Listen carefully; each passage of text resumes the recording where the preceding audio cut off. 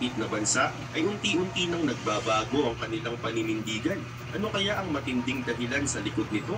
Pero bago tayo magsimula, ay baka pwedeng paki-like at subscribe ng video na ito.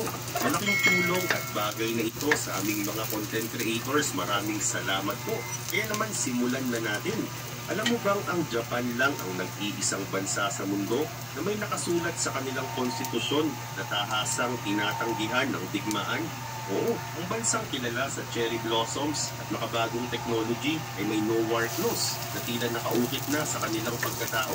Pero ngayon ay may malinaw na pagbabagong nagaganap. Ang military ng Japan ngayon ay halos hindi na makikilala kung ihahambing sa dating defensive forces nito. Tapang bansa sa isang mundong palaging nasa bingit ng kaguluhan. Nasa harap na natin ang sagot dahil papasok na ang Japan sa isang bagong yugto. Isang yugto na maaaring magtapos kapag sasantabi ng pacifism na matagal na nitong pinagmamalaki. Maaaring bumalik ang Japan sa pagiging bansang handang lumaban. Isang bagay na matagal nang isinumpa nitong iiwasan. Gayun din naman, upang maunawaan kung paano nagbago ang Japan, ay kailangang balikan ang nakaraan kung panahong ang Japan ay isang makapangyarihang imperyo. Isang bansang ginabayan ng matinding ambisyon. Hindi lang rin ito bansang handang lumaban, kundi ito ay isang bansang handang magpalawak ng teritoryo sa anumang paraan. Kahit na mga hulugan pa ito ng pagtanak ng dugo. Pagsapit ng 1930s ay war path ang Japan. At noong 1931, isinakop nito ang Manchuria na bahagi ng sunod-sunod na pananakop sa rehiyon ng Asia Pacific na nagsimula pa noong 1895 sa Taiwan at 1910 sa Korea. Pagsapit naman ng 1941 ay lalo pang tumindi ang kanilang expansion ng salak. Ngunit may kapalit ang ganitong agresyon, isang nangbuhay. Ayon sa ilang pagtataya, mahigit 3 milyong sundalo civilians ang namatay sa digmaan at higit sa 200,000 minsang kiraan. At ngayon ay isang bagong Japan ang unti-unting lumilitaw. Isang Japan na maaaring hindi na lamang isang tahimik na tagamasid, kundi isang bansang sukdulan ng isang digmaang nagpabago sa mundo sa paraang mahirap ipaliwanag. Ngunit hindi lang ang bilang ng mga nasawi ang nagtulak sa Japan na talikuran ng matindi pa ang kahihiyan na sumunod. Kaugnay pa nito, ay isang bansang minsang naghari sa Pacific ay tuluyang napaluhod at ang kanilang emperor ay napilitang magsalita sa radyo upang ipahayag ang pagsuko ng Japan para sa mga dugong kasaysayan ng nakaraan. At sa paniniwala niya, ang mundong iyon ay isang Japan na hindi na kailangan ng Japan ay naging natural itong hadlang laban sa banta ng komunismo. Bigla, ang Article 9 ay hindi na isang mahigpit na batas kundi tila mungkahin na lang.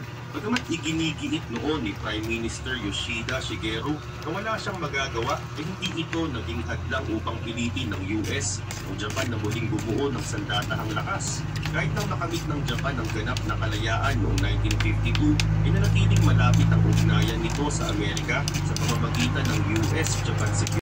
Ito ay nanatili ang mahigit 130 na base militar ng US sa Japan. Gamit ng Amerika ang Japan bilang isang strategic outpost sa digmaan sa Korea. Vietnam 54 ay binuo ang Self-Defense Force, SDF, bilang compromise sa pagitan ng Japan at US. Isang paraan ito upang mapanatili ito ang simula ng isang reverse course na isang pagpinanghahawakan ang mga peace idealism.